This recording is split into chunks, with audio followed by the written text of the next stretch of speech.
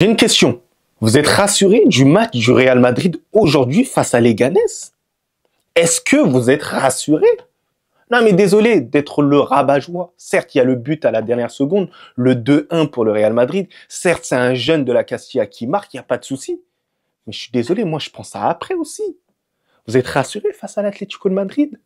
Si on met cette équipe-là, alors certes, il y aura Jude Bellingham, il y aura Mbappé, mais si on met cette équipe-là, grosso modo, et que ça joue comme ça, face à des équipes comme ça, je suis pas rassuré. On prend mais une tollée. Et après, c'est là qu'on va pleurer. Mais là, moi, je mets en évidence les lacunes qu'on a actuellement. Et il faut composer dans tous les cas avec les blessés, hein, que ce soit là-bas, voilà, il n'y a pas de souci. Mais il faut composer dans tous les cas avec tout ça. Mais c'est mauvais. Vous êtes rassuré face à Manchester City? Quand Erling Haaland, potentiellement, il peut s'amuser avec les défenseurs centraux? Parce que je suis désolé, moi, j'ai regardé ce match-là, là, aujourd'hui. Mais défensivement, les gars, c'est dégueulasse. Mais c'était mauvais, là, aujourd'hui. Je peux être clair, net et précis, mais que ce soit Ramon. Alors, Ramon, je ne vais pas trop lui taper dessus parce que ça reste quand même un jeune. Mais les gars, il est hyper lent. Non, mais sérieusement, les gars, ça peut être un... Je peux passer pour un bâtard, mais il est lent, tout. Et encore, quand t'es lent et t'es défenseur central, même si je déteste les lents en tant que défenseur central, tu dois compenser quand même avec une intelligence supplémentaire pour anticiper quand même les déplacements de l'attaquant. Mais Ramon, j'ai pas senti ça là aujourd'hui. Très très mauvais. Il a d'ailleurs handicapé Raúl Asensio, qui devait être davantage vigilant pour qu'il n'y ait pas encore plus de bourdes. Vous imaginez? Moi, j'arrive pas à comprendre. Et j'arrive pas à me dire que on a réussi à encaisser qu'un seul but aujourd'hui. C'est vraiment que les Leganés, vraiment, ils ont bégayé à certains moments. Oui, non, mais oui. Non, mais franchement, les gars, ce match-là, franchement, il a oublié. Et moi, je me pose la question. Il y a des joueurs qui souhaitent être titulaires, il n'y a pas de souci, mais qui doivent le démontrer davantage. Parce que oui, Brahim Diaz, il a eu du temps de jeu. Il a été très bon là aujourd'hui. Et pour moi, il a gagné des points. Rodrigo, il gagne encore beaucoup plus de points pour montrer que c'est le leader du Real Madrid. Et dans tous les cas, ça reste un titulaire. Hendrick n'a pas énormément gagné de points là aujourd'hui. Parce que, ok, Hendrick, il arrive à marquer son but, il n'y a pas de souci. Hendrick, c'est très bien, il marque son but. Mais moi, je parle souvent du contenu du jeu. Et j'ai pas trouvé un bon Hendrick là aujourd'hui. Il était en difficulté là aujourd'hui, c'est pas bon. Et il faut être honnête sur ça. On aime tous Hendrick, il n'y a pas de souci. On souhaite qu'il joue davantage, il n'y a pas de souci. Mais là, c'était pas bon. Techniquement, je suis désolé, il y a certaines choses que, voilà, tu devrais mieux faire quand même en termes de jeu. Surtout que tu joues quand même au Real Madrid, il n'y a pas de souci. Mais après, je l'en veux pas énormément. Pourquoi? Parce qu'il ne joue pas. Il ne joue pas énormément. Tu le mets sur un match comme ça. T'attends que, bon, vas-y, ce soit un KB9 Prime. Ah bah non, les gars. Et à un moment donné où c'est Carlo Ancelotti qui doit le faire jouer des fois 10 minutes pour remplacer Kylian Mbappé. T'as des joueurs, il faut faire une rotation. Et c'est d'ailleurs pour ça que les joueurs là que j'ai énumérés, comme Kylian Mbappé, Bellingham, tout ça, ils sont actuellement pas à 100%. Parce qu'il n'y a pas énormément de rotation. Ça fait pas énormément jouer les Hendrick. Et répercussions juste après. Et oui, et je vais vous parler d'un autre, Arda Güler. Arda Güler, il y a énormément de personnes qui disent que non, il n'a pas fait un bon match, il a été assez timide là aujourd'hui, je suis d'accord avec eux. Voilà, il y en a certains qui vont trouver des excuses. Arda Güler n'a pas été bon aujourd'hui. Arda Güler n'a pas été à la hauteur aujourd'hui, tout simplement.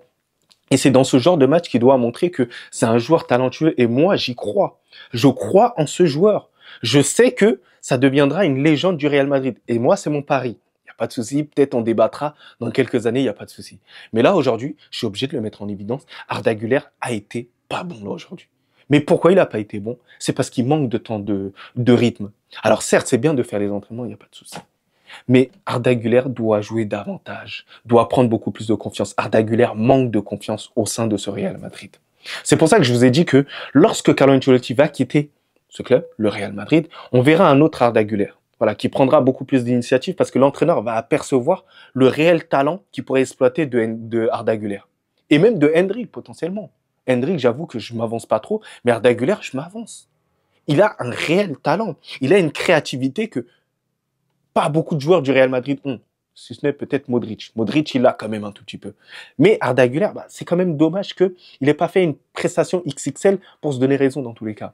Après, de l'autre côté, au milieu de terrain, j'ai quand même apprécié quand même. Que ce soit Modric et Tchouaméni, quand même, c'est le seul, vraiment quasiment les seuls qui ont été vraiment bons aujourd'hui. Par exemple, Tchouaméni qui a été assez bon là aujourd'hui, il faut le souligner parce que souvent on dit qu'il est mauvais, mais là, il est bon. Voilà, il a été solide, il a fait ses récupérations de balles, il a donné les ballons, hyper propre. Voilà, ça a été sobre, comme d'habitude. Modric, voilà, et c'est ça qui m'inquiète. Modric, vous imaginez, il a 40 ans, mais malgré ça, lorsqu'il joue, c'est quasiment le meilleur. Normalement, il devrait quand même avoir cette passation de pouvoir. C'est inquiétant pour la suite. Il arrive quand même à t'inscrire le but, il arrive quand même à te faire encore des efforts, à être intelligent en termes de jeu, à te ramener ces petites touches de créativité que les autres n'ont pas. Mais Modric n'est pas éternel.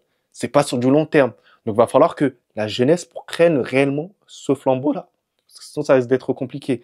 Après, je voulais parler d'un autre joueur aussi. Valverde.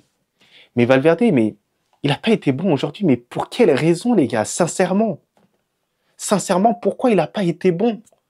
C'est tout simplement parce qu'il est cramé. Mais oui, Carlo Ancelotti ne veut pas le lâcher. C'est le joueur qui joue le plus du côté du Real Madrid. D'ailleurs, c'était Rudiger juste avant, voilà, parce que Rudiger il jouait absolument vraiment tous les matchs. Mais par la suite, on sait le résultat, hein, blessure. Et je sens que Valverde, je ne le souhaite pas, hein, mais je sens que bah, ça peut lui arriver cette blessure-là, une blessure. Tout d'un coup, il est blessé et on fait quoi?